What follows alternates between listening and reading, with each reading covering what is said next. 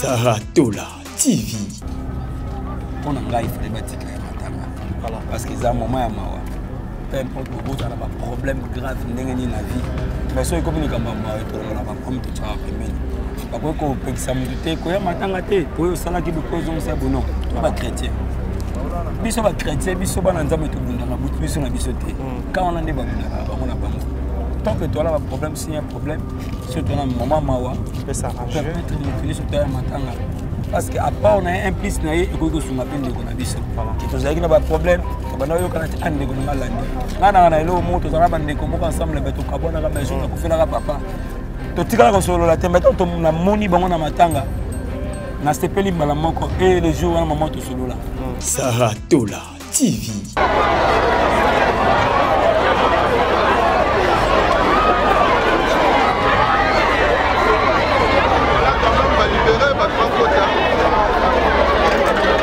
Saratola TV. Mais il y a aussi des gens qui ont serviteur de Dieu local et absence de bango total dans matanga, babiso interdit bango, je dois aller le précéder de certains noms.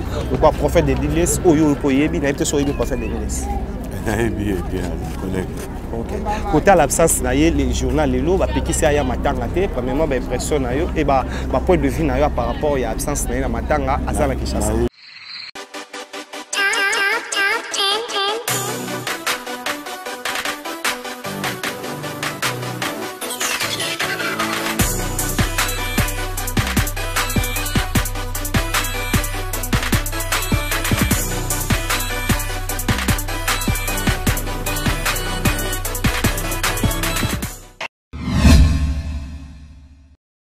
Confort et proximité du service. Véhicule neuf, tarifs accessibles pour tous. Majabou Cab, votre solution pour vos déplacements. Majabou Cab, à l'heure, à la journée, réservation aéroport. Majabou Cab, votre solution pour location des véhicules. Majabou Cab, 085 435 0000. Majabou Cab, location disponible via application Android et iOS. Majabou Cab, l'univers du confort. Saratola TV, la chaîne qui assure,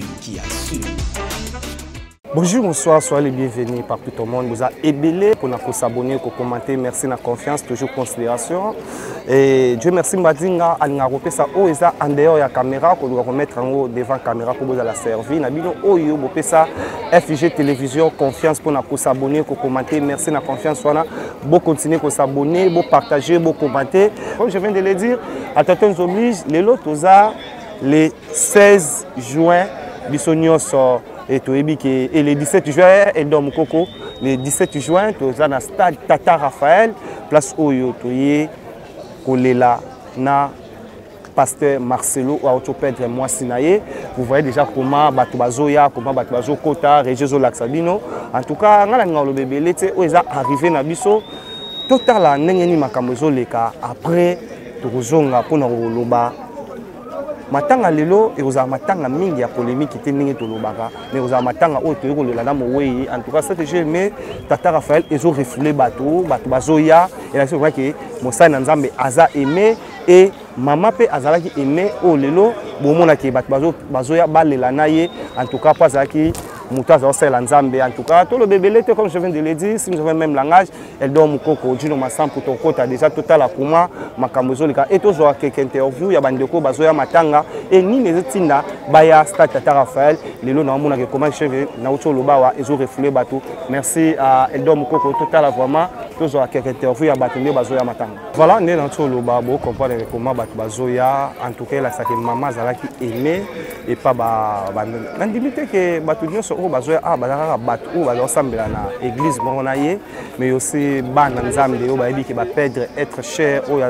partager na bango parole de Dieu a polana bango bambula pour toujours ko transmettre un message na bana nzambe o lelo bazala pe béni na nzela na ye en tout cas ça se voit que il était vraiment aimé et bomona comment ba jeune bazoya ba maman bazoya ba papa bazoya en tout cas il faut zala bien na mokili parce que résultat la yango yo stade Tata Raphaël Izo Yamba Batou, c'est comme ces matchs, c'est comme ces nous mais ils ont matanga oyo, comme on a que bazoya et bazolela et donc encore la sabino comment bazoya, c'est ça il faut faire na mokili kozalaka malamu na bato en tout cas te tozanga na maloba koloba mais nde na tso loba boye bien to lela na ba o bazo lela to seka na ba o bazo seka bandi na biso ta ba commerçant ba fleur bazanga mboka te bango yo pe bazo sa pe copie na bango mona comment bazo ya en tout cas pe bato misu misala et to le bebelete.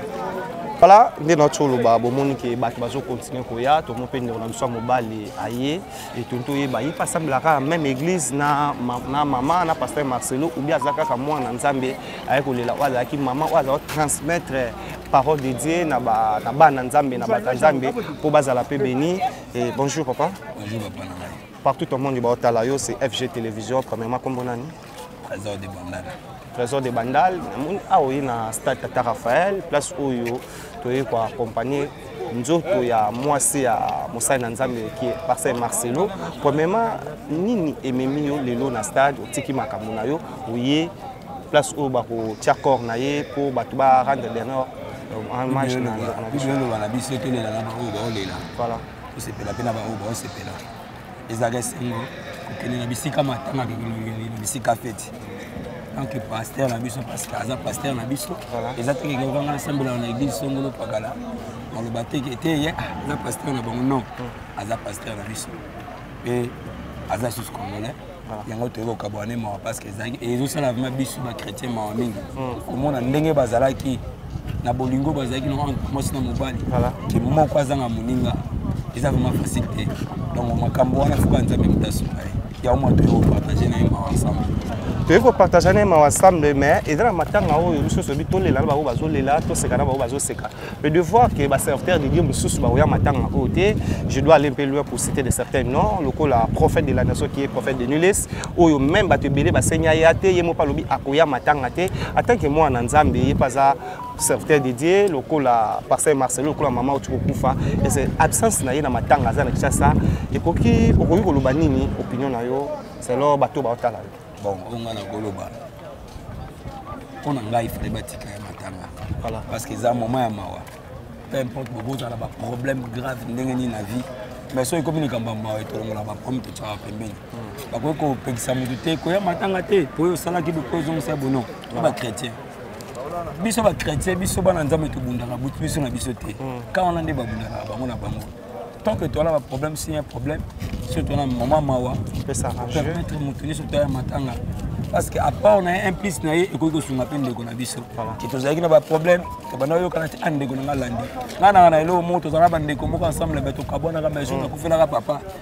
Tu as un solo la tête, maintenant tu as moni bango na matanga. Na stepeli malamoko et le jour un moment tu solo là. Donc tu vois que c'était tout bon na biso na biso bana Nzambe na sens te. Fallait batika ya matanga.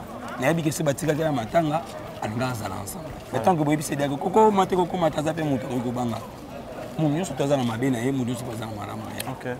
Toza na moment ya mawa to le langa baninga ensemble to longola makamba gauche droite wana to toza na Nzambe te. To ko landa mama be yo ki tozali bo tozongi saki bo non makambo na pa Nzambe za la te. Diable gout na Nzambe ba solo laka. Voilà. Bon biso batasi. Merci beaucoup, là vous avez compris.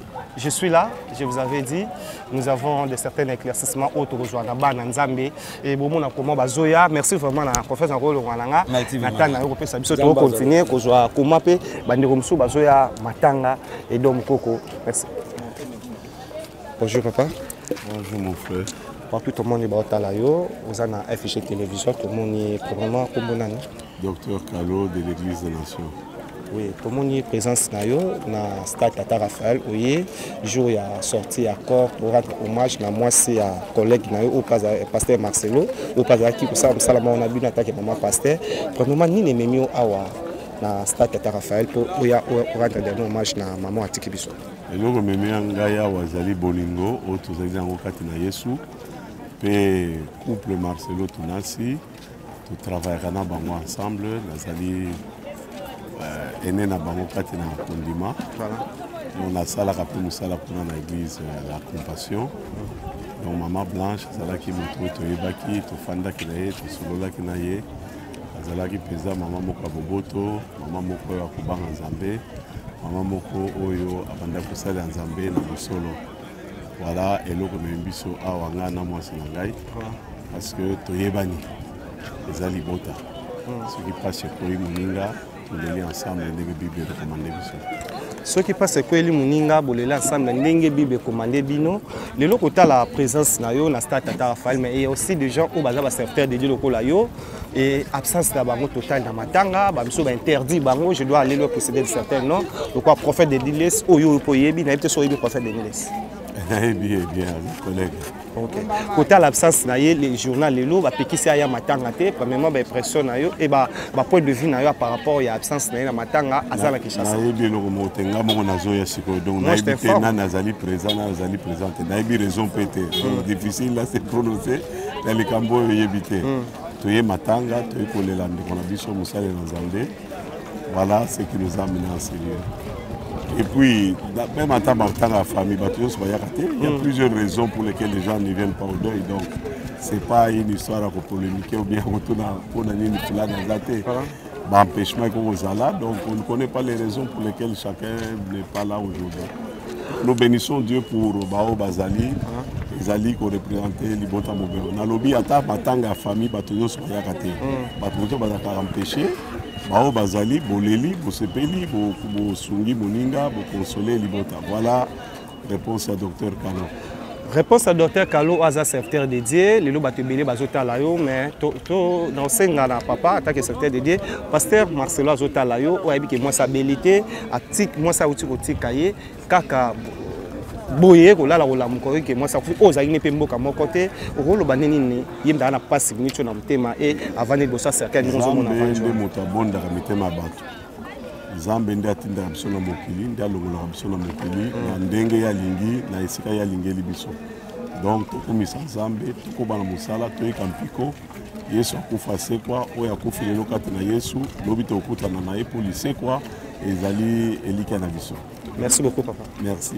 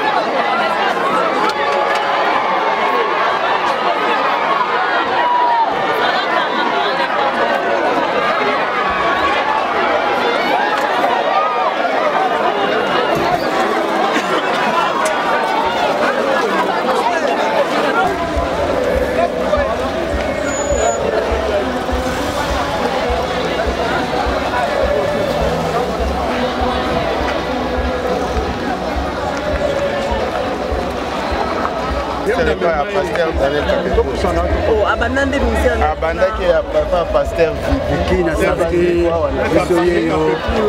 après ami à Marcelo père spirituel na ye père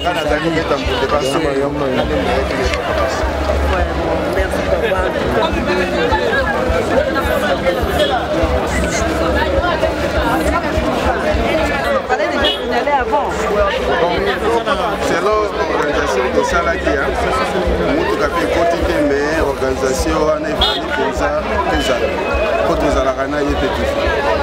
Merci beaucoup, on est ensemble.